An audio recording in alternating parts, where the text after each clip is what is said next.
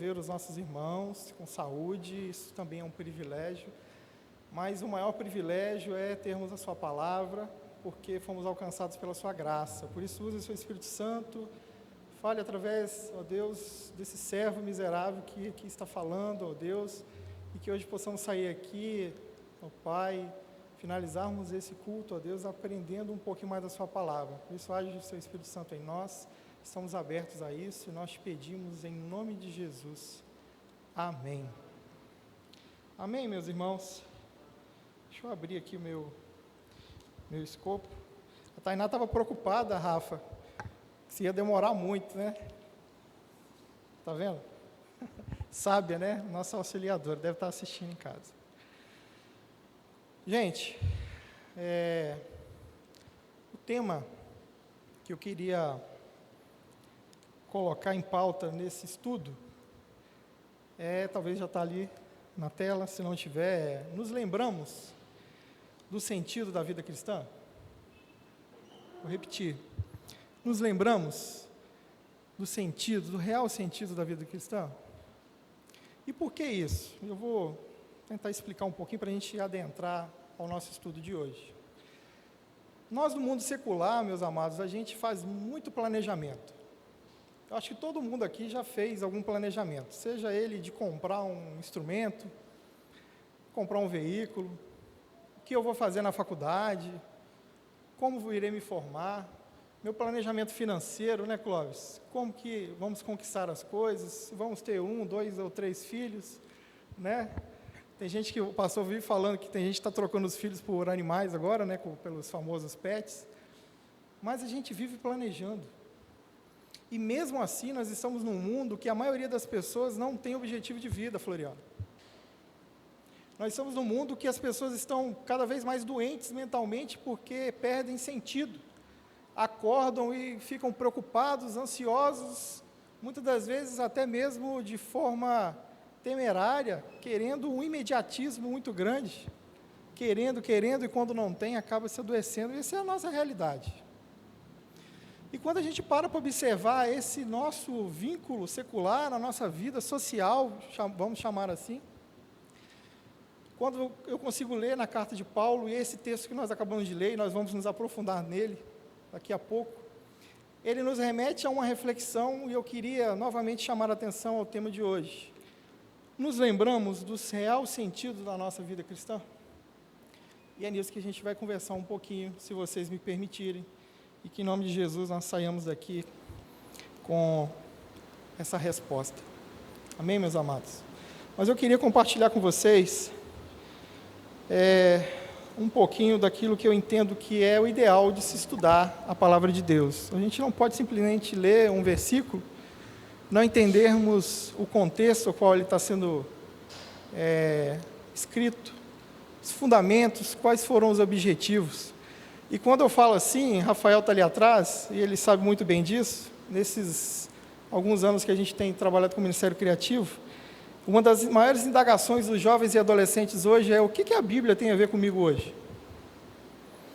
E aí, se a gente pegar essa interpretação, que muitas das vezes a gente tem que trabalhar na cabecinha desses jovens, desses adolescentes, e que é muito pertinente se nós levarmos realmente com toda relevância essa pergunta, nós podemos olhar para essa carta de Paulo, para esses dois textos que nós lemos, e perguntar para nós mesmos, né? Eu, como cristão, o que tenho eu com esse escrito de Paulo para a igreja de Tessalonicenses, igreja de Tessalônica? Não é uma boa reflexão? E é isso que o Espírito Santo de Deus tem que colocar nas nossas vidas, amados, porque isso aqui é um escrito há muito, muito tempo atrás. Mas o que isso fala no meu coração hoje?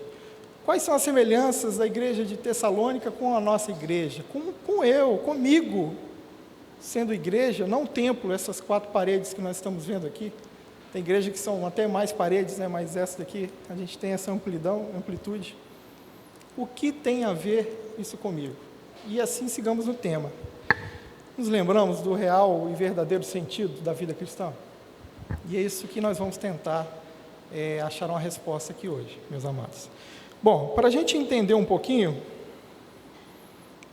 a gente precisa entender por que foi escrita a carta de 1º e de 2º Tessalonicenses. Lembrando que nós estamos lendo a 2ª carta de Tessalonicenses. E aí eu queria fazer um breve resumo, para a gente não perder muito tempo, porque o relógio já está aquele relógio grande agora, que colocaram ali atrás, fica piscando de vermelho, né, chamativo. Mas a gente precisa lembrar um pouquinho o que aconteceu para que Paulo estivesse escrevendo a carta. E, aliás, não a primeira Cidinha, mas a 2ª. Algo está acontecendo nesse local. E a gente precisa recordar, e se você quiser folhear a sua Bíblia aí, em Atos capítulo 17, nós vamos ter ali uma informação muito preciosa do fundamento dessa igreja e também do contexto histórico do que aconteceu para que Paulo tivesse, então, nesse momento agora, escrevendo para essa igreja.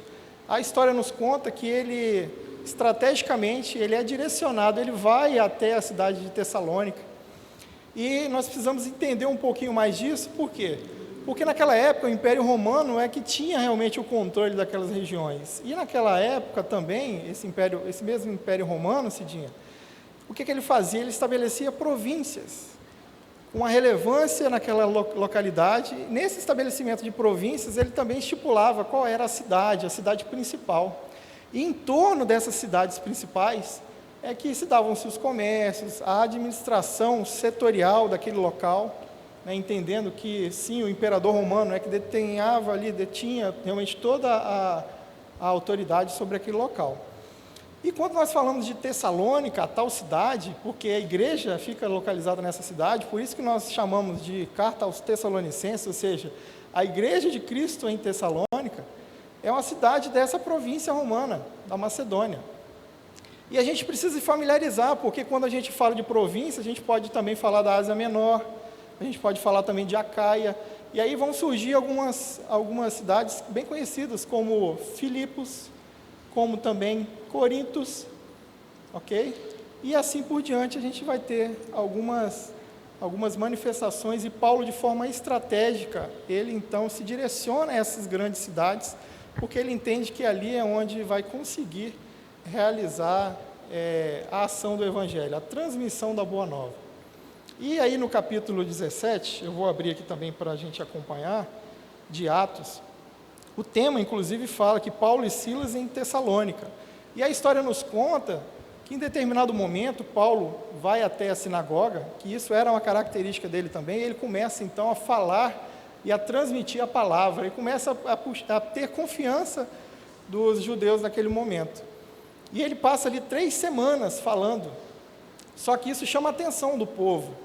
E esse povo se rebela contra eles e acaba gerando ali uma reunião entre o povo daquela cidade, e acaba tendo que expulsar Paulo, ok? E Paulo, entre aspas, fica impedido, e eu estou usando aspas porque a gente não tem uma comprovação escrita aqui, mas a gente entende que ele se torna então impedido de retornar a Tessalônica. Essa história, ela continua pelo capítulo 17, e tem até uma história que é muito legal, inclusive é uma história muito, muito boa para a gente estudar e se aprofundar, que quando Paulo sai dali, ele vai até Bereia. Vocês já ouviram falar dessa história?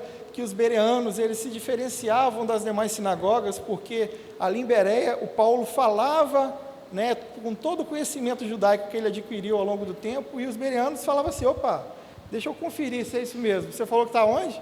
Ah, o profeta Isaías, né? Só um minuto, né? Então a gente tem esse escrito, isso é muito importante. Inclusive é uma boa lição para a gente, né, que nós realmente tenhamos os ensinos totalmente pautados nos ensinos da Bíblia, ok?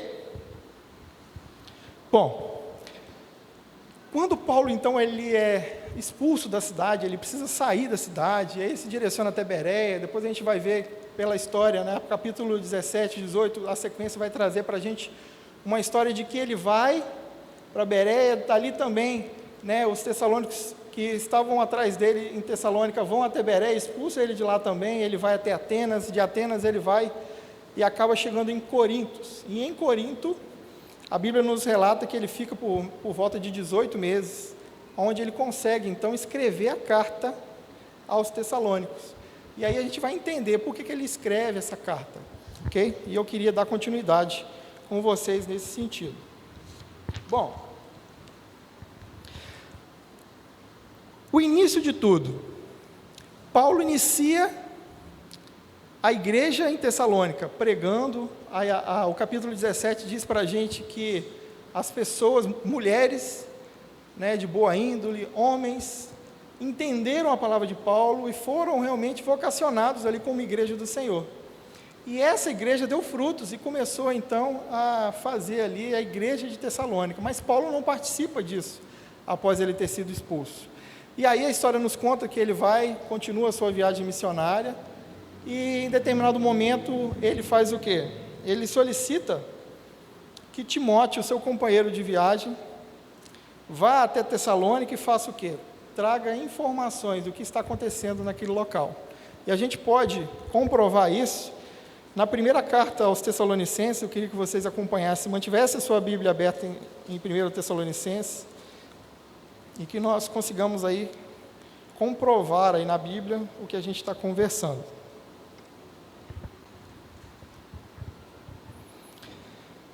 Vamos lá? Paulo, Silvano, Timóteo, a igreja dos Tessalonicenses em Deus Pai e no Senhor Jesus Cristo, graça e paz. Ok? E aí, nós temos as informações mais específicas no capítulo 3, que fala o seguinte: Paulo envia-lhes Timóteo as boas notícias trazidas por este apóstolo. Então, só para nós entendermos esse contexto, Paulo, na sua viagem missionária, chega até Tessalônica, vai e se direciona até a sinagoga, começa a ensinar. Isso era um costume dele, ensinar e falar da palavra, e aí isso chama a atenção do povo. O povo confabula contra Paulo. Essa confabulação leva em conta que, quando ele fala do rei Jesus, o rei, as pessoas começam a indagar que, então, para ter contra Paulo, começa a falar que esse rei tomaria o lugar do imperador romano, e por isso eles têm essa autoridade, então, de expulsá-lo de lá. E quando expulsam Paulo de lá, ele continua sua viagem missionária, e depois, para ele ter ciência do que estava acontecendo, da continuidade da igreja, ele manda, então, Timóteo para lá, para saber notícias.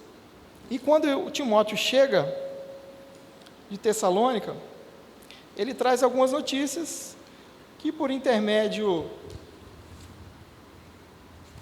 algumas parecem sim muito boas, mas que algumas coisas precisariam ser tratadas. E aí eu queria chamar a atenção de vocês para alguns fatores que a Bíblia nos relata, que podem ser e que poderiam comprovar o real motivo da escrita de Paulo aos Tessalonicenses. E eu queria compartilhar com vocês.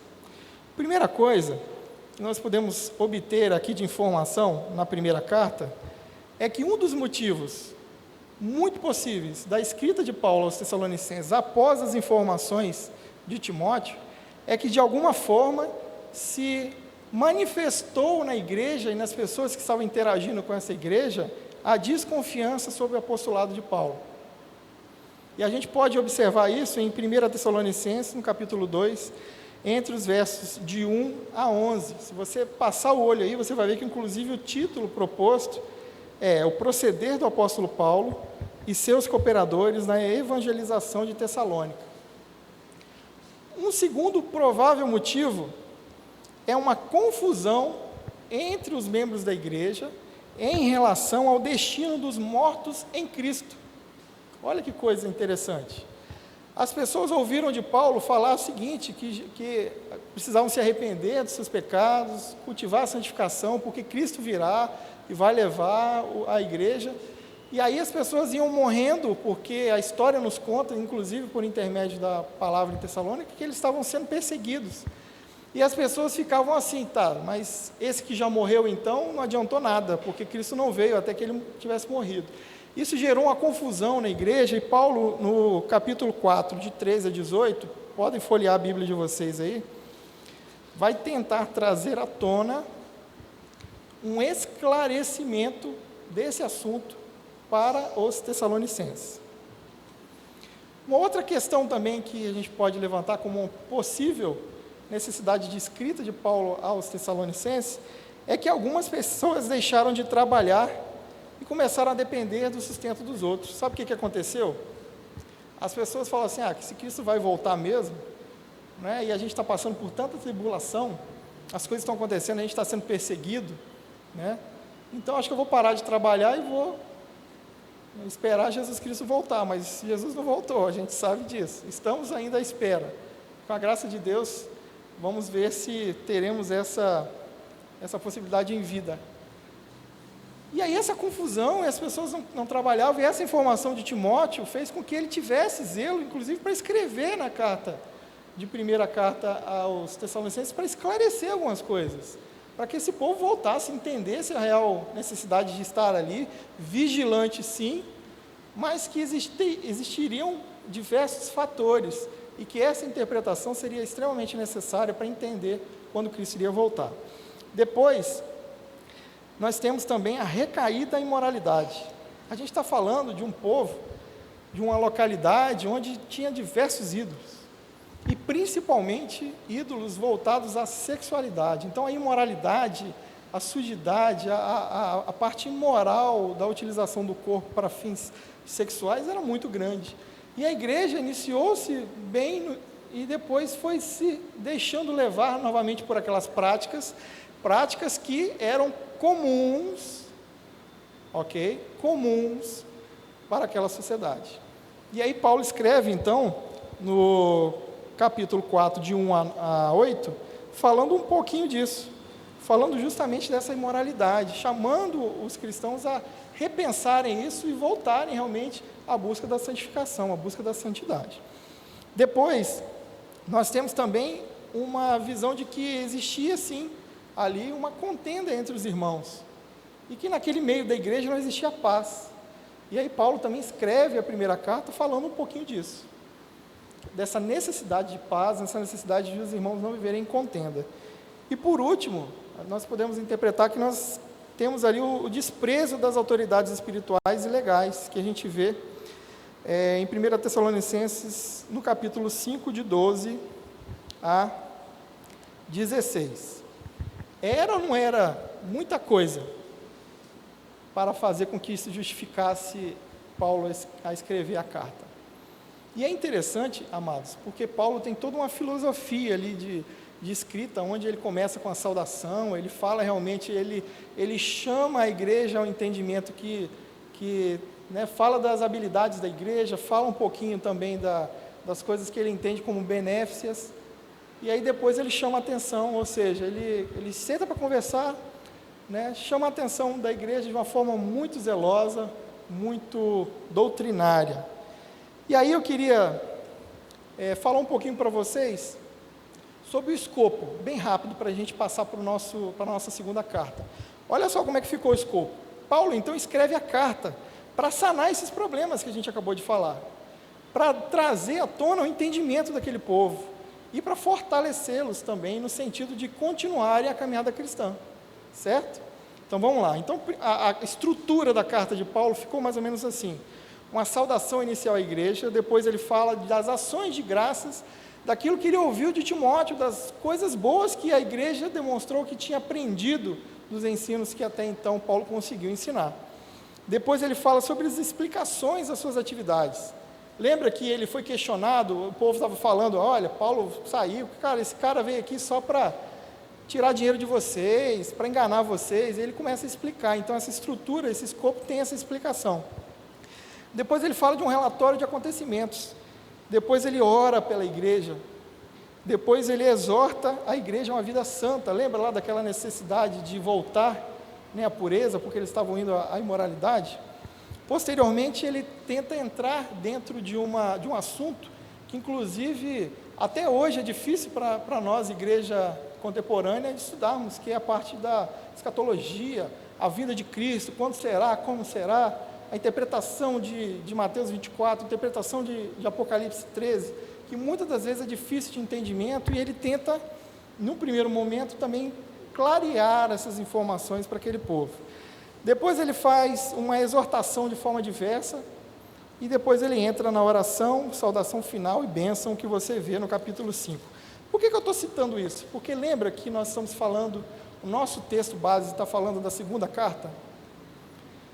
Essa segunda carta, esse escrito que nós tivemos, foi justamente porque a primeira carta, me parece que não deu certo os escritos. Giovanni, parece que o povo leu a carta para a igreja e as coisas continuaram, Nath. Obrigado, Rafa. Me parece que tudo aquilo que Paulo escreveu, Cidinha, tudo aquilo que Paulo tentou explicar para a igreja, aquilo que Timóteo levou como coisas que estavam acontecendo, de alguma forma chega para Paulo novamente dizendo o seguinte: olha, além de não ter esclarecido, ou seja, o povo ainda está mal entendido desses assuntos, parece que as coisas tenderam a uma piora.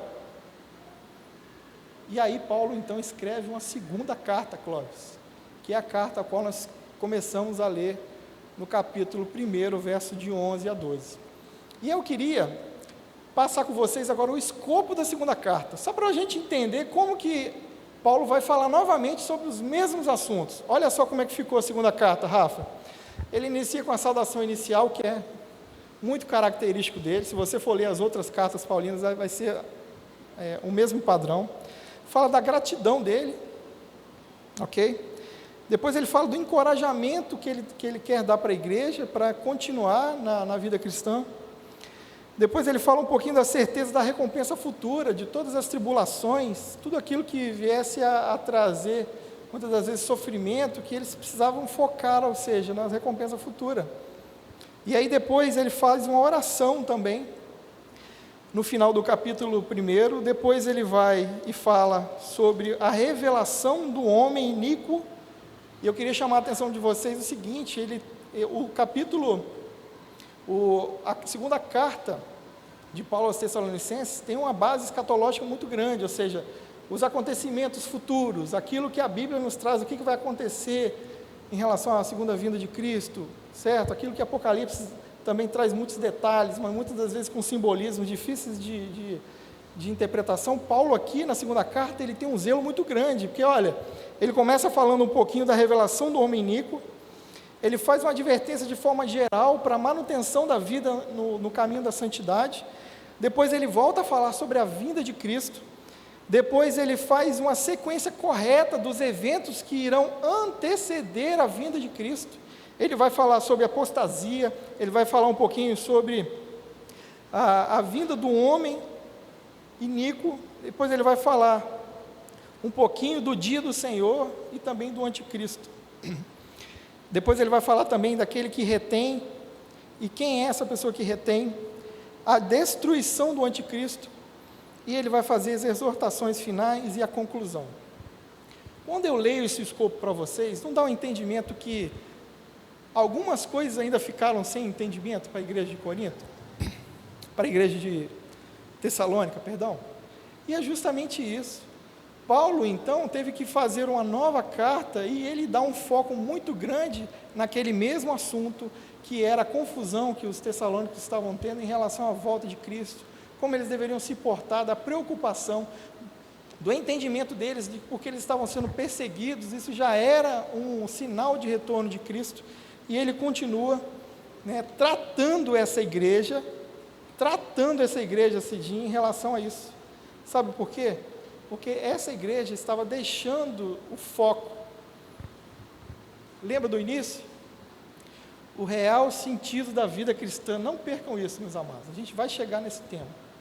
E aí algumas coisinhas que essa carta e as demais cartas de Paulo trazem, e que ele sempre nos revela de uma forma muito grandiosa, como o seguinte: aqui, como nas outras cartas, vai falar um pouquinho da salvação, que é a libertação do pecado, da libertação do nosso corpo desse pecado, e que Efésios 2,8 fala muito bem disso.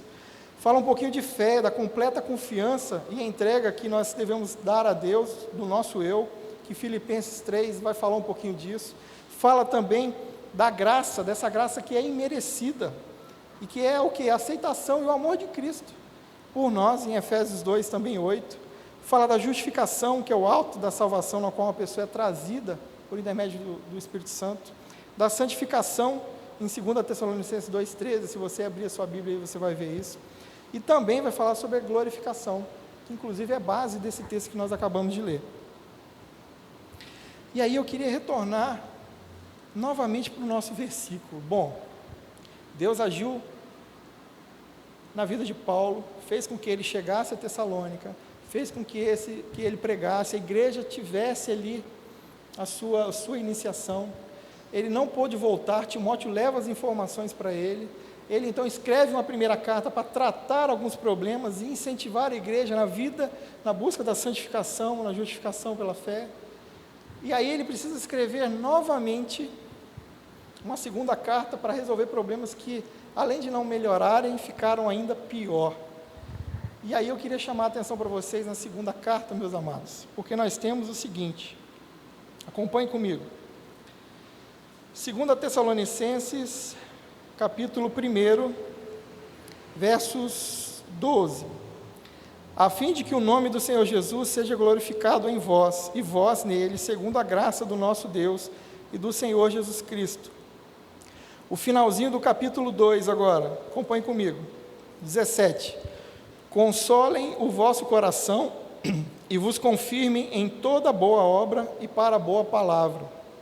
Depois, o final do capítulo 3, versículo 16. Ora, o Senhor da paz, Ele mesmo, vos dê continuamente a paz em todas as circunstâncias. O Senhor seja com todos vós. Sabe o que eu acabei de ler? Finais dos 3 capítulos da segunda carta de Paulo. E sabe o que eu estou lendo aqui? Petição, oração, súplica. Paulo orando, pedindo a Deus, intercedendo a Deus pela igreja. E é interessante nós vermos nessas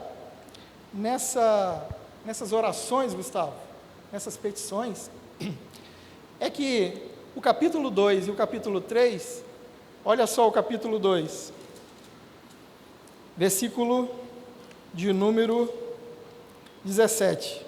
Ele pede que Deus console o coração da igreja. O final do capítulo 3, ele pede que o Senhor lhes dê paz. E que uma paz seja contínua. Mas olha o capítulo 1, no verso de número 11 e 12, que é a base do nosso tema de hoje.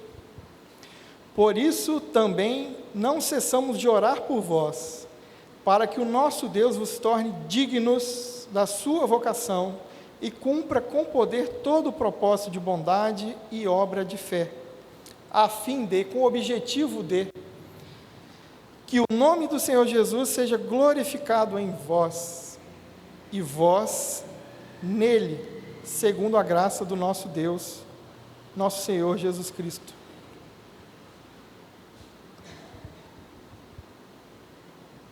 Quando a gente estuda a palavra, né, Rafa? Se a gente quiser moleza, melhor a gente nem abrir a Bíblia, né? Porque é pesada a palavra.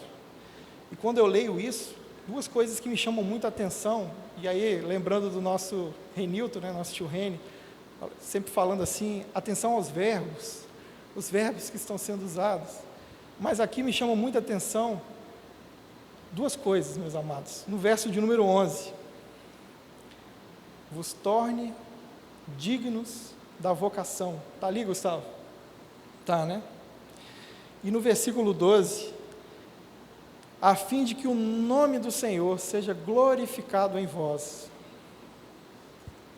Depois da gente conhecer toda a história, bem resumida, porque tem muita coisa para se conversar e para aprender sobre Tessalonicenses, mas que oração, meus amados. Uma igreja que precisou de 2 cartas, uma igreja confusa, que não estava entendendo, que estava ainda um bebê em relação às coisas de Deus, confusa, sem paz, pessoas interpretando de forma errônea a vinda de Cristo, deixando de trabalhar, voltando à prática da impureza.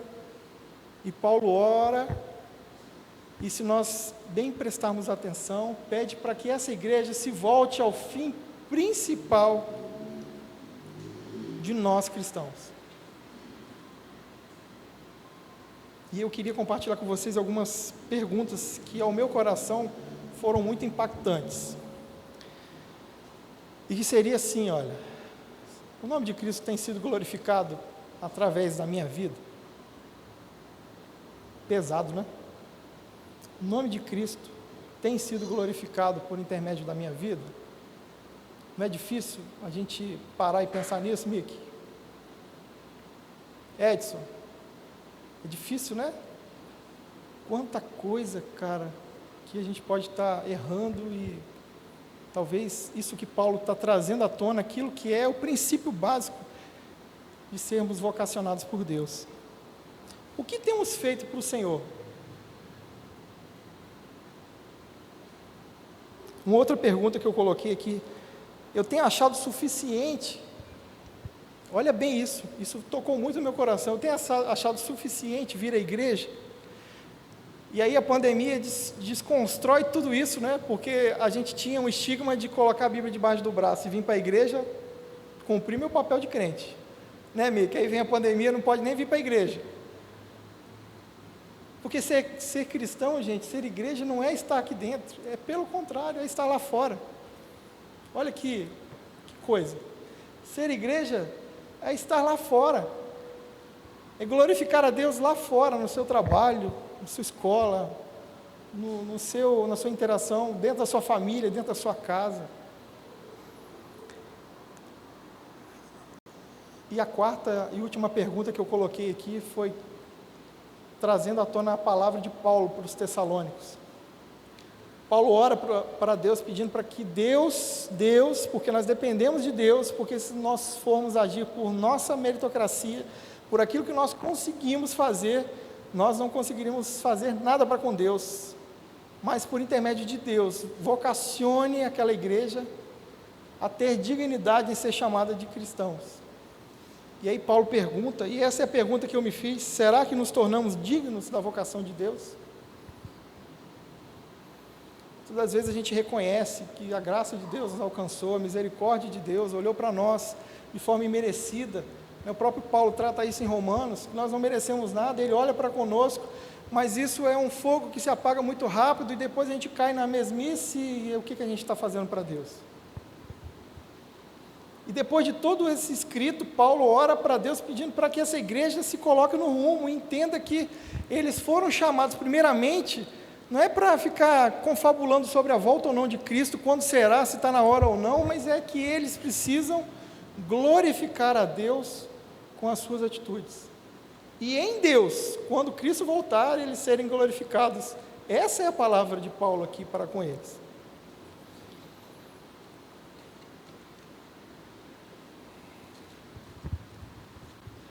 Deus nos chamou, meus amados, para sermos testemunhas, não é verdade? A gente sabe muito bem disso. Testemunho do seu amor, da sua graça, da sua misericórdia. Sermos sal, luz, a gente sabe muito bem disso, né? A gente ouve isso na escola dominical, nas pregações. Sal da terra, luz do mundo. Devemos seguir o exemplo de Cristo e anunciarmos o seu evangelho. Aquele que é cristão e falar que nunca ouviu isso, glorificar a Deus é a responsabilidade moral de todos. Ao honrarmos a Deus em tudo o que fazermos, o reverenciamos e reconhecemos o seu poder, a sua bondade e a sua dignidade. É isso que Paulo escreve para que Tessalônica seja. E é isso que o Espírito Santo fala ao meu coração para que eu seja. Devemos viver em sujeição aos mandamentos, nos sujeitarmos aos mandamentos. E aí eu vou trazer aqui também o escrito de Paulo aos Coríntios, que fala o seguinte: quer comais, quer bebais, lembra disso esse dia? Ou façais qualquer outra coisa, não é isso, Rafa, que está escrito? Fazei tudo para quê? A glória de Deus. Não é aqui dentro da igreja. A pandemia mostrou para a gente que servir a Deus, ser cristão, não é aqui para dentro, é lá fora. E como será que nós passamos esses momentos difíceis? Estamos passando e ainda vamos passar por tantas outras dificuldades, porque a palavra de Deus é clara para conosco que tende a piorar. As coisas tendem a piorar para nós cristãos, e isso vai glorificar a Deus, porque é o que está escrito. Estamos realmente glorificando a Deus? E eu queria concluir trazendo, Miqueias, que gosta muito, né, Miqueias? Breve catecismo, que fala que o fim principal do homem é o quê? Nós aprendemos de cor isso, glorificar a Deus e gozá-lo para sempre. Breve catecismo, ali no sua primeira instrução, digamos assim. Isso é uma realidade, amados. E o que Paulo está fazendo aqui, Miqueias, é pegar o breve catecismo e falar assim, gente, eu estou escrevendo um tanto de coisa, tentando ajustar, colocar vocês no trilho, mas o que eu quero que vocês entendam, que seja a primazia do seu coração, é que vocês sigam vivendo e que a vida de vocês seja para a glorificação de Deus, o Pai, de Cristo Jesus. E que se e quando Ele vier te buscar, aí sim, vós sejais glorificados nele. Mas quando isso acontecer, não importa. O que importa é quando ele retornar, e Paulo usa isso, sejamos vigilantes, né? Porque ele virá sorrateiro no sentido de que a gente não conseguirá esperar para isso. E essa foi a oração de Paulo para o povo de Tessalônica, e que me chamou muita atenção, e que eu quis compartilhar com vocês nessa noite. E eu queria relembrar as 4 perguntinhas, para a gente ir embora com ela, porque eu não tenho que responder para vocês, vocês não têm que responder para mim, nós não devemos nos importar com o que nós demonstramos de forma explícita para as pessoas, mas o que está dentro do nosso coração, e automaticamente o nosso externo glorificará a Deus. Então eu quero repetir isso com vocês, e a gente assim encerra, dizendo o seguinte: Cristo tem sido glorificado através da minha vida? O que eu tenho feito para o Senhor? Tenho achado suficiente ir à igreja? Eu me converti, misericórdia de Deus me alcançou, fui alcançado pela graça, fui eleito, vários termos, mas eu tenho vindo à igreja e isso tem sido suficiente para a minha vida, para o meu entendimento de ser cristão, no cumprimento do glorificação a Deus, através do meu ser? E será que, sendo alcançado pela graça de Deus, eu me tornei, ou eu estou caminhando a me tornar digno, porque o pecado nos corrompe, digno da vocação de Deus para comigo? Isso para mim soou de uma importância, de uma relevância muito grande, meu amado. E compartilhando em casa, e eu estou finalizando, com a minha esposa, com a sogra, quantas vezes nós acordamos de manhã e qual o sentido? Acordamos para quê? Eu acordei hoje, qual o sentido da minha vida? Qual o sentido? E voltando para o lado espiritual, acordei para quê? Eu já amanheci glorificando a Deus? Eu oro quando eu sento à mesa para comer porque é uma rotina ou porque eu realmente tenho meu coração agradecido, porque se não fosse Deus, talvez eu não teria aquele alimento, aquela fartura. Quando eu chego em casa, eu reconheço Deus na minha vida, me trazendo saudável de volta para o meu lar, para ganhar um abraço dos nossos filhos, para quem tem os filhos, ou dos nossos pais, ou para quem, aquele que você tem no seu lar, que pode te abraçar ou não. Olhar para vocês agora, em meio a uma pandemia, e ver que vocês estão saudáveis, sentados no banco, será que isso é motivo para glorificar a Deus? Será que estamos glorificando a Deus? Será que no meio de tanta tribulação que estamos vivendo por causa da pandemia, as pessoas têm olhado para a gente e falado assim, esse tem uma paz no coração, que as coisas estão caindo para um lado, para o outro, e eles estão firmes, parece que nada os preocupa? Será que as pessoas têm visto em nós Cristo, e por isso glorificado a Deus essas atitudes? Será que nos momentos de tribulações, dessas pessoas que não têm sentido algum na vida, quanto mais reconhecer Deus e ter sentido da vida espiritual, tem visto em nós, muitas das vezes, um cristão, uma pessoa que pode dar um conselho, pode buscar em meio das tribulações? E aí eu queria fechar com o tema dessa noite, que foi, e ainda é, nos recordamos do real sentido da vida cristã? Se não, Paulo nos exorta a entender que o nosso real sentido é glorificar a Deus. E em Deus, sermos glorificados também. Amém, meus amados? Uma boa noite. E que Deus nos abençoe. Feche seus olhos, vamos orar, agradecer a Deus. Deus, obrigado ao Pai, por essa noite, pela palavra do Senhor. Obrigado porque o Espírito Santo do Senhor age nos nossos corações. Obrigado porque a sua palavra é explícita para conosco. E o que nos cabe é buscar do Senhor a orientação. E isso que nós pedimos, que o Senhor coloque, ó Deus, êxito no nosso coração, do entendimento e o discernimento da sua palavra. Muito obrigado por essa noite. Nos conduza aos nossos lares, abençoe aqueles que estão nos seus lares assistindo, acompanhando, e que a palavra do Senhor seja completada em nosso coração pelo seu Espírito Santo, ó Deus. Muito obrigado. Essa é a oração que nós fazemos em nome de Jesus. Amém.